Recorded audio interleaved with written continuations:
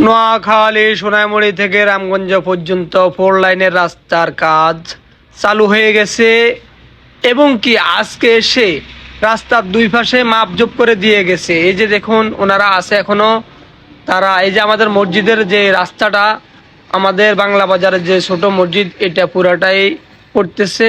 ছোট মসজিদেরও আরো অনেক উত্তর পাশে 100 ফুট জায়গা তারা এখান থেকে নিয়ে যাবে। 100 ফুট জায়গা তারা 100 ফিট জায়গা তারা এখান থেকে নিয়ে যাবে। আর অতি দ্রুত এখন সবাই দেখতেছি তাদের নিজের দায়িত্বে নিজের ঘরগুলা উচ্ছেদ করে নিয়ে যাইতেছে, তারা সরকারি জায়গা ছেড়ে দিতেছে।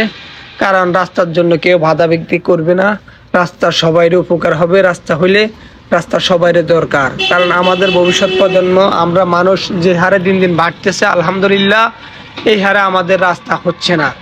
আমাদের এই যে যানজট লেগেই থাকে সব সময়, আমাদের এই মসজিদটা চলে যাবে। আমি আকুল আবেদন করব, যদি কোনো বিশিষ্ট জন থাকে, কোনো ধনশালী ব্যক্তি থাকে, যেন আমাদের এই মসজিদটাকে একটা স্থায়ীভাবে একটা নিজস্ব জায়গার মধ্যে তৈরি করে দেওয়া হয়। আমরা এখানে অনেক সুযোগ সুবিধা ভোগ করতে পারছিলাম। আমরা পাশে ব্যবসা করতাম, আমরা এখানে যেয়ে নামাজ পড়তাম, আলহামদুলিল্লাহ 5 ওয়াক্ত নামাজ পড়তে পারতাম। এখানে বেশিরভাগ আমি 4 ওয়াক্ত নামাজ পড়তাম। এখন আল্লাহ জানে কি হবে ভবিষ্যতে, আমার নামাজ কালামের সবাইরে ক্ষতি হবে।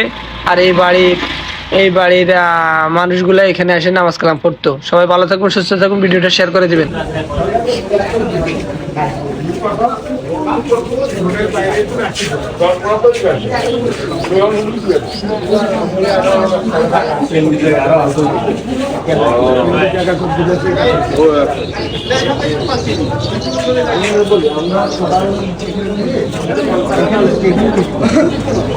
করতে হলে ওই তার পিছন দিয়ে একটা প্লট থেকে ফিক্স পয়েন্ট থেকে আসতে হবে। তাহলে আমরা যদি ওনার এই যে ওনার ওইটা হচ্ছে 973 দাগ, 973 দাগ হচ্ছে এদিকে, আর এদিকে এটা হচ্ছে পুকুর 872 দাগ।